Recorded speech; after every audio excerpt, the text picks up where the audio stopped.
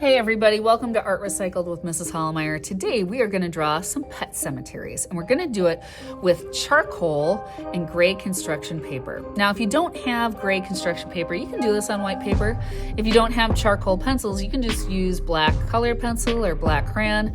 I don't think I necessarily use black chalk because black chalk I think for this will go everywhere. But again, you can modify your supplies if you need to. Graveyards can be beautiful. They can have these great stone sculptures in them. They can even have these beautiful little decorated kind of houses if you go in the southern United States. And so this is a fun project that teaches a little bit about perspective, space, as we move from our big objects down at the bottom of the page to our smaller objects in the back, and just a fun drawing medium with the charcoal. It kind of gives it a spooky, ghosty effect. So let's go ahead and get started and make these fun pet cemeteries. Okay, I really like using old faded construction paper for this project. It's a great way to use it up because it's a little bit discolored, and having that kind of discolored construction paper really kind of adds the smoky effect of the graveyard. So here we go. We're going to work on perspective a little bit, which means we're going to work on making things look closer to us or farther away from us, right? So we're going to start lower on the page. When you have things closer to you in a landscape, they tend to be lower on the piece of artwork. And I'm going to start with kind of a curvy line like that. And if I ever go too fast, you can just pause the video. I'm going to make an arch shape for our first gravestone. I'm going to go up, over, and I'm making this one quite big. I mean, this one's going to the center of the paper about, back down, and then to make it look 3D, I'm going to draw a straight line from the top of the gravestone, and it's really short like this, and then I'm going to draw a parallel line that follows that right-hand curve of the arch down to that curved line down there. I'm going to draw a pumpkin, maybe peeking out behind the gravestone here. Going to come over, up, over, and maybe I'll even come down and touch where that curvy line ends right there. I'll draw 2 triangle eyes for my pumpkin. And then you can draw the mouth however you want. I'm going to go straight and give him 2 big buck teeth. Down, maybe a buck tooth here at the bottom. And then back up. Color this in and color in the 2 triangle eyes.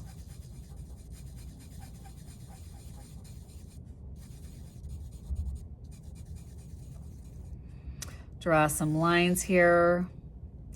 The ones to the left curve to the left. The ones going to the right curve to the right. There we go.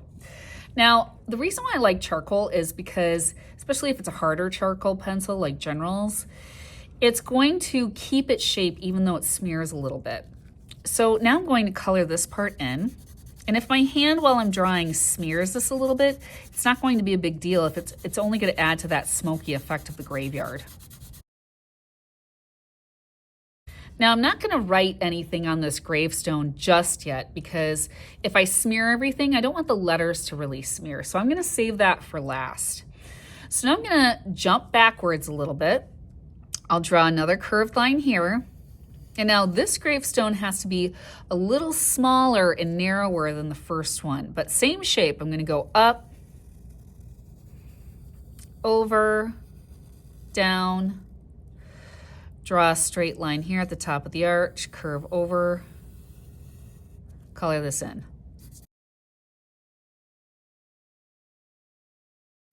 Now, charcoal does not create as much dust as chalk does, but it will create a little bit of dust. And so if that annoys you and you want to take it and you just want to drop it on the floor, dust it off, get rid of it, you can do that as well. All right, I'm going to add a pumpkin behind this one too. I'm going to come up, there's the stem, down and around, and maybe again, I'll kind of connect it to that ground line there. 2 triangle eyes. Give this one some eyebrows. Maybe this one's frowning. Give him 1 buck tooth kind of right in the middle there. Square tooth, there we go. And add the lines of the pumpkin, the lines to the right, curve to the right. The lines to the left, curve to the left.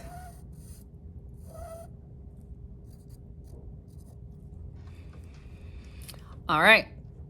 Maybe down here I'll add one big ghost, kind of like he's peeking up from the bottom. So I'll curve. This isn't going to be a gravestone. I'm going to color in 2 flat oval eyes, like he's just kind of peeking up there at the bottom of the frame. Maybe I'll add a mouth too. All right, as I go back, my things keep getting smaller. So now I'm going to add another gravestone here. Same shape.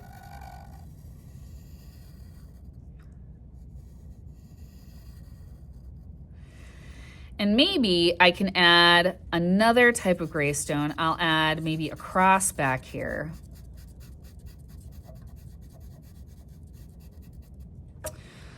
Just by kind of adding some ground there. The cross is kind of going up like this. It's maybe tilted over a little bit.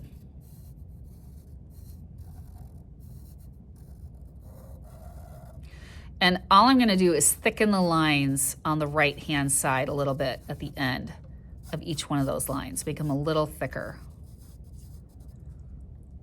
Maybe even on the top too. There we go. So now I'm gonna add some more ghosts.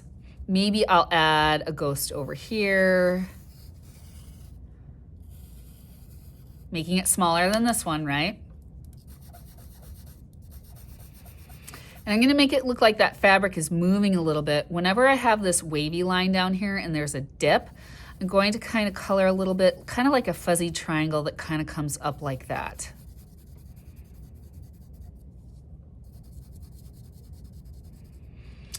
And then I'm gonna draw a ghost over here, but I kind of want it to look like the ghost of one of my animals. So I'm going to make a curve here. Maybe I'll have the sheet kind of come up pointed like this, and then down and wide, wavy line at the bottom.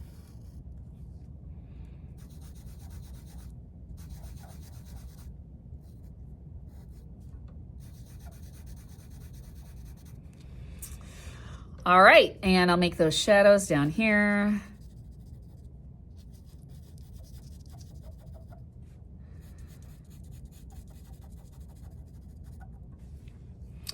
And then we obviously need to make some type of horizon line, right? These are all on the ground. And as you can see, even my hand is starting to smear this a little bit, but with charcoal, it doesn't matter too much. So I'm going to make a ground line back here. Now here's the rule. When you make the ground line, if it hits something that you already drew, like a gravestone, you have to jump around it. So I hit this, I have to jump around it. Hit the ghost, jump around. And I'm gonna make an old looking fence here, so I'm gonna copy that line 2 more times. The same rule applies. If I hit something, I have to jump around to the other side.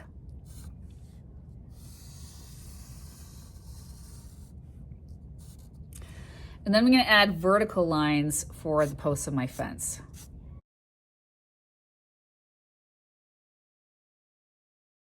All right, so now you can add some other things in there, like you could add a tumbleweed, right? Or you could add a tree if you want. So I'm actually not gonna do that in this one. I'm just gonna keep it really simple, but you could add those things again if you wanted to. I really like the tree that I drew in this one with the dark clouds.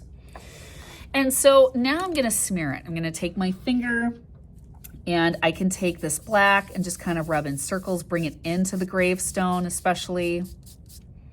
So moving that dark shadow towards the left because that dark charcoal's on the right.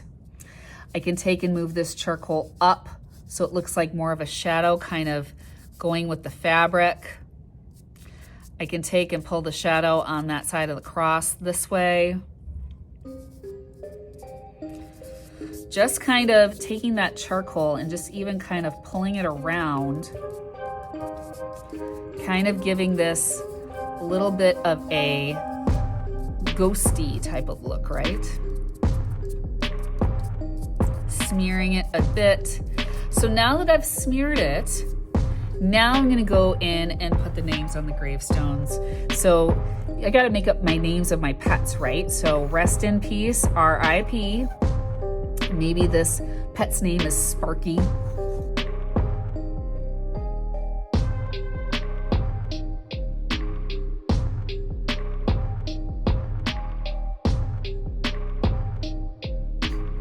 Had to come up with a short word for that one because that one's small. So there you go. That is my fun, cute gravestone project for Halloween. I hope you enjoyed it, and I will see you next time on Art Recycled. Bye.